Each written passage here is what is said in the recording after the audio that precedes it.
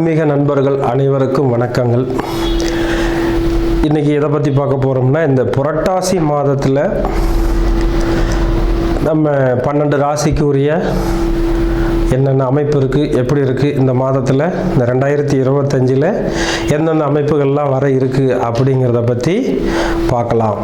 அதை இப்போ இந்த இடத்துல நம்ம உடல்நிலை எப்படி இருக்குது, வருமானம் எப்படி இருக்குது, அடுத்தது நம்ம என்ன தொழில் செய்யலாம், எதில் காதல் வருதா, இல்லதுக்கு திருமணத்தில் பிரச்சனை இருக்கா, நல்லா இருக்கா, இன்னும் இந்த தொழில் ரீதியாக என்ன வருமானம் இருக்கா, செலவு இருக்கா, எதில் நம்ம அதிகமாக இன்வெஸ்ட் பண்ணலாம், பண்ண வேண்டாம் அப்படிங்கிற தன்மைகள் எல்லாம் இந்த அமைப்பில் நம்ம கொஞ்சம் விரிவாக பார்த்து அதுக்கான என்ன சொல்யூஷன், என்ன செய்யலாம் அப்படிங்கிற தன்மையில் நம்ம இப்போ இந்த புரட்டாசி மாத பலன்களை பார்க்கலாம். அதில் இப்போ ஒவ்வொரு கணக்குலேயும் ஒவ்வொரு சூழல்கள் வரும். ஒவ்வொரு ராசிக்கு இந்த மாதிரி செய்யலாம், செய்யக்கூடாது அப்படிங்கிற ஒரு சூழல்லாம் இருக்கும். அது எல்லாத்தையும் நம்ம பொறுமையாக அழகாக அது என்னென்ன செய்யலாம், என்னென்ன செய்யக்கூடாது. ஏன்னா மக்களுக்கு எதில் எடுத்தாலும் அவசரம் இருக்குது, அதே அளவுக்கு பொறுமையை குறைஞ்சிக்கிட்டே இருக்குது.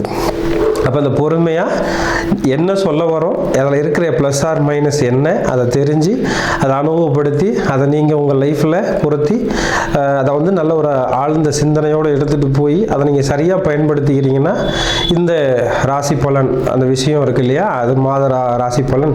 அப்போ இந்த மாதத்தில் நீங்கள் எதை செஞ்சால் சௌரியமாக இருக்கலாம், எதை செஞ்சால் கொஞ்சம் டிஸ்டர்ப் ஆகும் அப்படிங்கிறத பற்றி இப்போ நம்ம பார்க்கலாம். கன்னிராசி நேயர்களே, அன்பர்களே, ஆன்மீக அன்பர்களே அனைவருக்கும் வணக்கம். இந்த கன்னிராசிக்கு புரட்டாசி மாத பலன் 2025 எப்படி இருக்குது அப்படின்னா, நீங்கள் இந்த மாதம் உடல்நிலையை கொஞ்சம் கவனமாக பார்த்துக்குங்க. ஏன்னா உடம்புக்கு தேவையில்லாத சிக்கல்களை பண்ணிக்கிறதுக்கான சூழல் இருக்குது. உங்களுக்கு ஹாஸ்பிட்டல் போகிறதுக்கு, மருத்துவம் பார்க்குறதுக்கு கம்பல்சரி ஒரு சூழல் இருக்குது.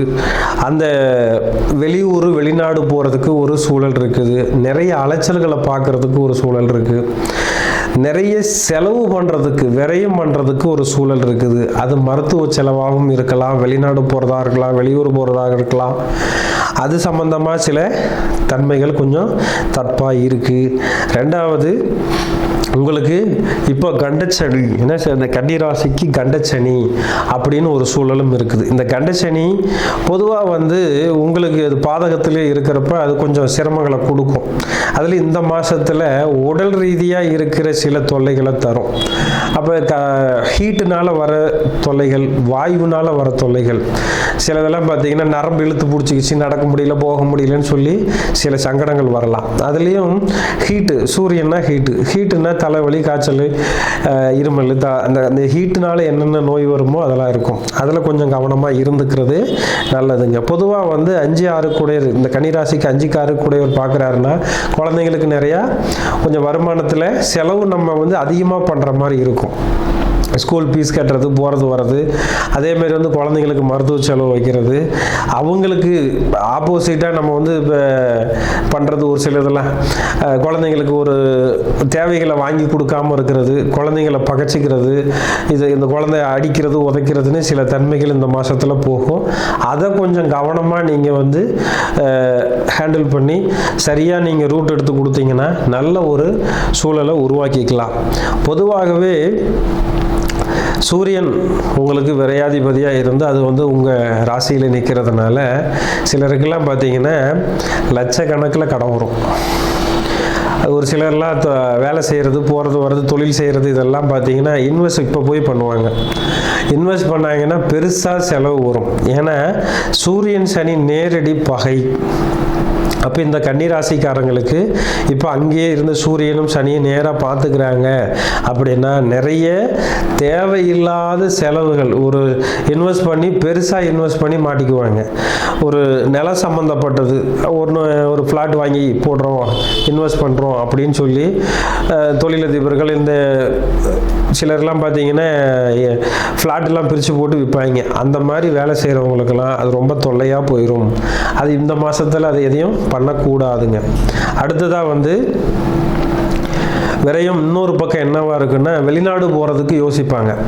இப்போ இந்த மாதத்தில் போய் வெளிநாடு போகலாம் அப்படின்னு சொல்லிட்டு அந்த வெளிநாட்டுக்கு போகிறதுக்கான அந்த விசா, பாஸ்போர்ட்டு இதையெல்லாம் தேடுவாங்க. இவங்களும் போய் லட்சக்கணக்கில் பணத்தை கொடுத்துட்டு காத்துக்கிட்டு இருப்பாங்க. அங்கிட்டு போனால் வேலை இருக்காது, சும்மா சுற்றிட்டு இருப்பாங்க. அப்போ இந்த வெளிநாடு போகிறவங்களுக்கு இந்த மாதம் இந்த கன்னிராசிக்காரங்களுக்கு சரியாக இருக்காதுங்க. அப்போ அதில் கொஞ்சம் கவனமாக பார்த்துக்கணும். ரெண்டாவது, உடல்நிலையை நான் ஃபஸ்ட்டே சொன்ன மாதிரி கொஞ்சம் கவனமாக பார்த்துக்கணுங்க. அடுத்தது, தொழில் ரீதியாக கொஞ்சம் வேலை செஞ்சிட்டு இருப்பார்.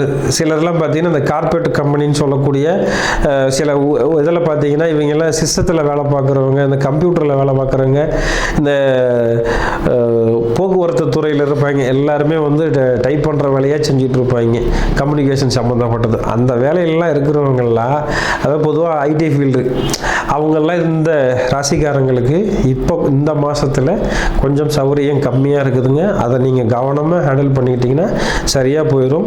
இதுக்கு வந்து நீங்கள் தரிசனம் பண்ணுறது வந்து 100% பெருமாளை வந்து சனிக்கிழமை நாளில் வழிபாடு பண்ணுறது ரொம்ப சிறப்பாக இருக்குங்க.